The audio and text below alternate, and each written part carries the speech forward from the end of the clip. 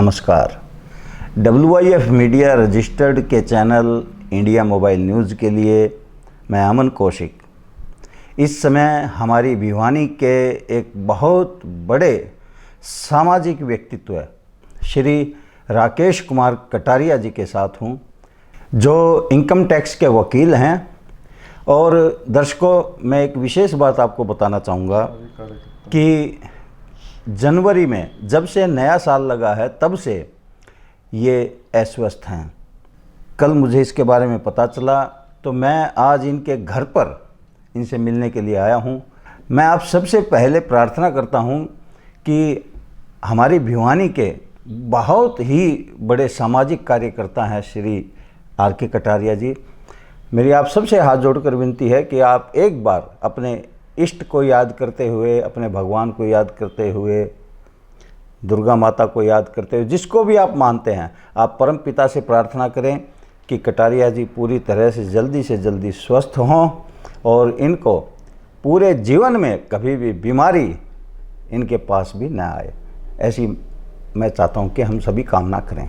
कटारिया जी, आजकल जो लॉकडाउन लगा हुआ है इसमें हमारा भिवानी शहर भी पूरा हमारे प्रधानमंत्री जी के वक्तव्य को अपना समर्थन देते हुए और लॉकडाउन के दौर से गुजर रहा है। ऐसे समय में एक आम आदमी को किस प्रकार से अपना जीवन बिताना चाहिए कि वो सुरक्षित रहे, इसके बारे में हम आपके विचार जानना चाहते हैं। अमन जी, कि जो कोरोना वायरस है अत्यंत ही व्यापक बीमारी है और इसका कोई अभी इलाज नहीं आया, कोई वैक्सीन नहीं आई। इसका इलाज सिर्फ यही है कि हम अपने आप को कैसे बचाएं। हमने अपने आप को कैसे बचाना है, अपने परिवार को कैसे बचाना है, समाज को, देश को कैसे बचाना है इस भयानक बीमारी से। और मैं तो ये कहता हूँ कि आपने अगर अपने आप को बचा लिया, अपने परिवार को बचा लिया और एक वो बढ़िया संदेश आपने समाज में, अपने परिवार में, मोहल्ले में दे दिया कि भी आपको इससे बच के रहना है, और ताकि आप बचे रहोगे तो सारा समाज बचा रहेगा, शहर बचा रहेगा। तो ये आपके ऊपर बहुत बड़ी जिम्मेवारी है, आपको बचाना, आपको शहर को बचाना।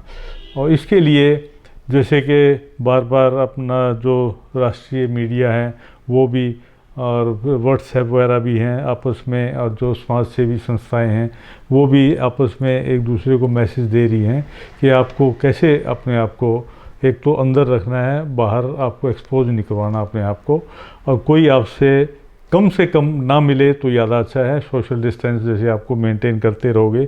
अब बच्चों को और बुज़ुर्गों को तो खासकर अपने आप को संभाल के रखना ही है, और सोशल डिस्टेंस उनके लिए बहुत ही ज़रूरी है, क्योंकि ये जो बीमारी है कोई हवा में नहीं है, कोई खाने पीने में नहीं है, कोई ऐसी हम जो खाना पीना रहता है, कोई सब्जियां फल खाते हैं उसमें कोई नहीं है। ये तो सिर्फ आदमी से ही बीमारी आ सकती है, या उसके टच करने से आ सकती है, या उसका जो वायरस है किसी के एक को हाथ लगा दिया और वही हाथ आपने दूसरे व्यक्ति को हाथ लगा दिया और मुंह पे, गले पे या नाक में से सीधा वो अंदर जा सकता है।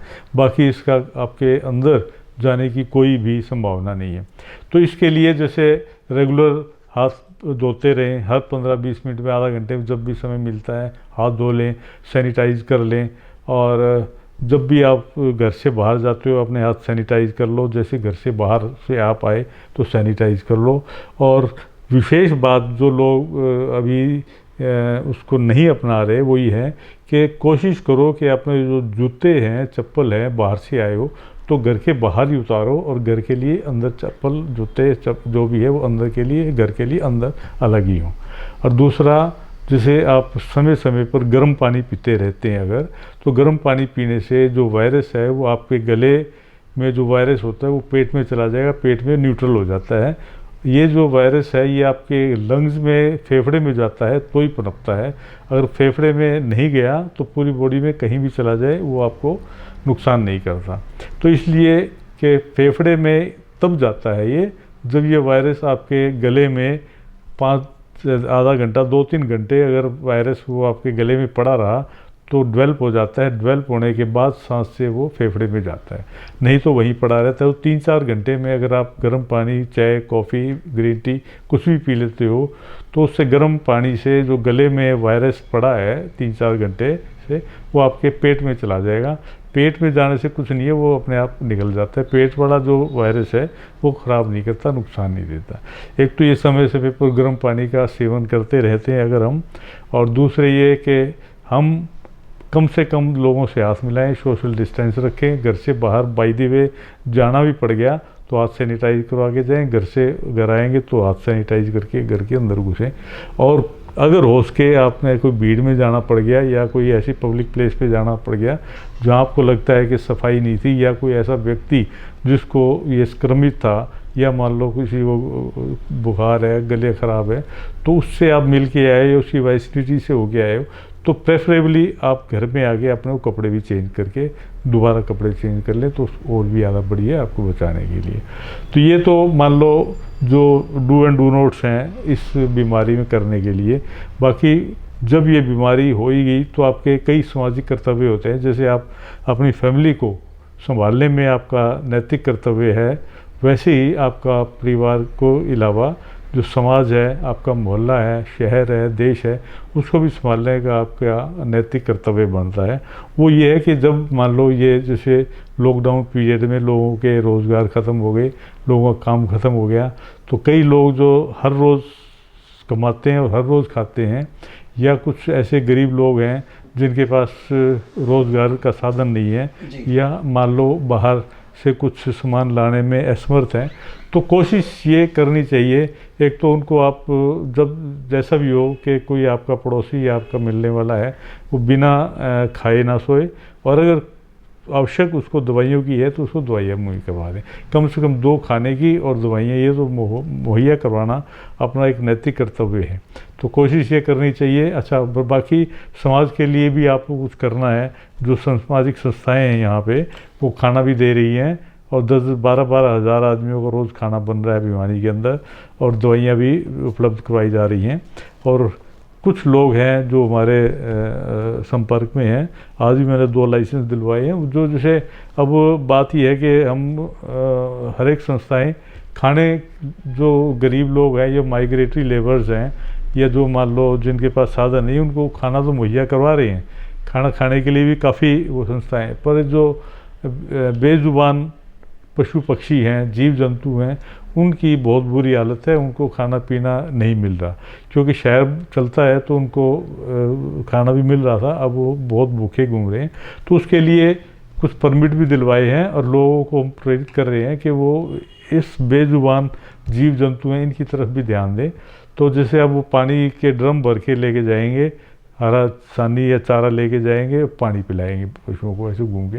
अब जैसे कुत्ते हैं, पशु पक्षी हैं, ये बहुत घूम रहे हैं, तो एक उनके लिए भी हम सबको जो है कोशिश करनी चाहिए कि वो भी किसी तरीके से, उनके प्रति भी हमारी ड्यूटी है कि जो जीव जंतु हैं उनको भी हम समय अनुसार और आवश्यकता अनुसार उनकी भी हम हेल्प करें। क्या कि जब हम जहाँ रहते हैं वो परिवेश में भी कोई आदमी भूखा ना रहे, कोई जीव जंतु भूखा ना रहे, क्योंकि इन सब की हम अगर प्राणी हैं तो प्राणियों के अलावा हमें जीव जंतुओं की, पशु पक्षियों की भी उतनी भी आवश्यकता है जितनी हम यहाँ हमें अपने पड़ोसी चाहिए या हमारे शहर के लोग चाहिए। तो मेरी सबसे प्रार्थना है कि सजग रहें, इस बीमारी से बचे रहें और बचाते रहें, ताकि हम स्वस्थ रहें, हमारा परिवार स्वस्थ रहे, हमारा शहर, हमारा देश स्वस्थ रहे। अभी काफ़ी अच्छे रिजल्ट्स आ रहे हैं अपने हिंदुस्तान के, क्योंकि सबसे कम पॉपुलेशन के हिसाब से लेते हैं तो एक हिंदुस्तान ही है जहाँ पे पॉपुलेशन के हिसाब से बहुत कम संक्रमित बीमार मिले हैं, और जो ठीक होने की भी जो दर है वो भी काफ़ी बढ़िया है। और ईश्वर से प्रार्थना है हमारा, तो हम कहते हैं कि भगवान जो है वो हिंदुस्तान का ही है और हिंदुस्तान पे ज़्यादा कृपा करता है, और अभी भी ईश्वर ने हमारे देश पे बहुत कृपा की हुई है। ईश्वर से प्रार्थना है अपनी पूरे हमारे देशवासी पे बनाए रखें। कटारिया जी, आप इनकम टैक्स के एडवोकेट हैं, और इस लॉकडाउन के दौरान देखने में आ रहा है कि व्यापारी वर्ग के ऊपर बहुत भारी बोझ पड़ रहा है, उसको अनेकों प्रकार के जहां खर्चे करने पड़ रहे हैं, वहीं सामाजिकता भी निभाने के लिए वो आगे आया हुआ है। इसके बारे में हम आपके श्रीमुख से विचार जानना चाहते हैं। देखो, व्यापारियों के लिए बहुत बड़ा चैलेंजिंग समय है ये, क्योंकि उनको जो काम तो बंद हो गए जैसे लॉकडाउन पीरियड में, उनको दुकान है या मान लो फैक्ट्री है, जो भी है प्रेमिसेस है, उसका किराया लग रहा है, जो उनके वेतनभोगी एम्प्लॉई हैं उनकी वेतन लग रहा है, और अगर किसी ने बैंक से फाइनेंशियल असिस्टेंस ले रखी है, लोन ले रखा है, बाज़ार से लोन ले रखा है, तो उसका ब्याज लग रहा है। तो ये 3 तरीके की तो ऐसे, फिर घर का खर्चा मालिक को भी चाहिए होता है वो, तो 3-4 तरीके के ये खर्चे हैं तो लगने ही लगने हैं। तो जो पुराने व्यापारी हैं वो तो चलो फिर भी भुगत लेंगे, जो नए नए हैं, नए बच्चे हैं या नए लोग इस फील्ड के अंदर आए हैं, काम धंधे में लगे हैं, उनके लिए बहुत चैलेंजिंग समय है। तो सरकार को जो नए एंटरप्रेन्योर हैं, उद्यमी हैं या नए उद्योगपति हैं, उनको कुछ उनकी मदद के लिए सरकार को सोचना चाहिए कि उनको किस तरीके मदद दें ताकि वो सर्वाइव कर दें। कम से कम लॉकडाउन पीरियड के अंदर जो बैंक का ब्याज है वो माफ़ हो जाए, या मान लो जो वेतन दे रहे हैं, वेतन की कम से कम आधा वेतन सरकार उनको दे के उनको कंपनसेट कर देती है। और या मान लो जो पीएफ है, ईएसआई है, जो ईएसआई पीएफ व्यापारी को भरनी पड़ रही है, बिना काम करे तनख्वाह तो दे रहे हैं मान लो, तो तनख्वाह के अलावा करीब 15% इनको खर्चा और पड़ जाता है ईएसआई का, पीएफ वगैरह का। तो वो खर्चा तो कम से कम सरकार जितने डिपॉजिट करवाएंगे उसको इनकैश कर दे उद्यमियों को, व्यापारियों को।